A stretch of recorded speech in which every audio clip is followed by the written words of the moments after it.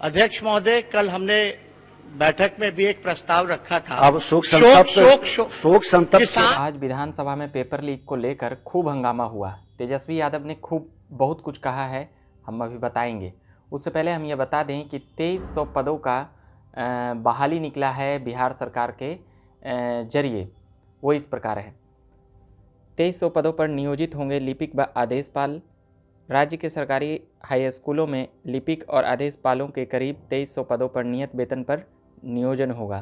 Clerk के 1172 जबकि आदेशपाल के 1129 रिक्त पद शामिल हैं। लिपिक पद पर 16,500 जबकि आदेशपाल के पद पर 15,200 रुपये प्रति माह के नियत वेतन पर ये नियोजित किए जाएंगे। ये तो हुआ नियोजन की बातें, मगर आज विधानसभा में क्या कुछ हुआ। तेजस्वी यादव ने सोशल साइंस के पेपर को लेकर 10वीं का परीक्षा चल रहा है बिहार में, 12वीं का परीक्षा हो चुका है और लगातार कई एग्जामिनेशन होते रहता है, मगर जब 10वीं का परीक्षा का पेपर लीक हुआ तो उससे पहले भी मैथमेटिक्स का जो भी और भी क्वेश्चन पेपर था इंटर के वक्त भी वायरल हो रहे थे। मगर विधानसभा आज खुला है, जिस प्रकार से आज से शुरू हुई है। उसके बाद तेजस्वी यादव ने जब बोलना शुरू किए तो कई बातों पर वहाँ पर चर्चाएं होती है, मगर जब फर्जीवाड़ा को लेकर बात हुआ, जब पेपर लीक को बात हुआ तो सदन में पूरी ये बातें गूंजी बिहार विधानसभा में। और आज यह मुख्य एक प्रकार से कह सकते हैं, यह खबरों में है कि फर्जीवाड़ा और पेपर लीक को लेकर सोशल साइंस का पेपर का नाम ले रहे थे तेजस्वी यादव। विधानसभा अध्यक्ष बैठाने का प्रयास कर रहे थे कि इन बातों को संज्ञान में ले लिया गया है, यह खबर में है। मगर जब विपक्ष का नेता कोई कुछ बोलते हैं तो वहाँ पर असर पड़ता है और वहाँ पर मुद्दे उठते हैं।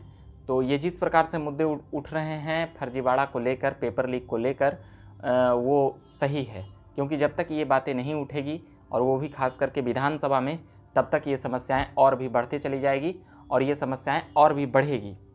तो अभी के लिए हम यही कहेंगे कि जिस प्रकार से पेपर लीक की बातें विधानसभा में हुई है, उसी प्रकार से दरोगा बहाली में फर्जीवाड़ा को लेकर, बिहार स्टेट में परिणाम को लेकर देरी को लेकर, बीटेट सीटेट अभ्यर्थियों 94,000 शिक्षक बहाली को लेकर, पीटी टीचर की बहाली को लेकर, कंप्यूटर टीचर की बहाली को लेकर और फिर बिहार एसएससी में 7 साल की देरी को लेकर, इन तमाम बातों को विधानसभा में मुखरता से उठाई जानी चाहिए। पर फिलहाल अभी पेपर लीक पर जिस प्रकार से तेजस्वी ने ये बातें उठाई है, वह कहीं ना कहीं सरकार इन बातों को सुनेगी, समझेगी। वैसे 10वीं की परीक्षा कल ही पहले ही से शुरू हो गई है।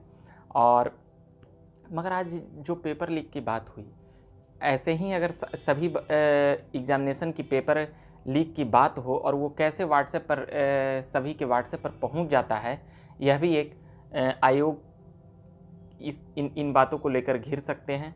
मंत्रालय को अब जवाब देना पड़ेगा सीधे तौर पर, क्योंकि ये कोई बड़ी बात नहीं है। बार बार पेपर लीक कैसे हो जाता है, तो इसमें कई लोगों का कितना घालमेल रहता है। जब तक ये बातें साफ़ नहीं होगी तब तक यह प्रक्रियाएं चलती रहेगी। अभी के लिए हम इतना ही कहेंगे। अभी एक पेपर लीक की बातें हैं, सभी पेपर लीक की बातें विधानसभा में उठे तो बेहतर है। अभी के लिए झकास भारत से मैं रविकांत, धन्यवाद।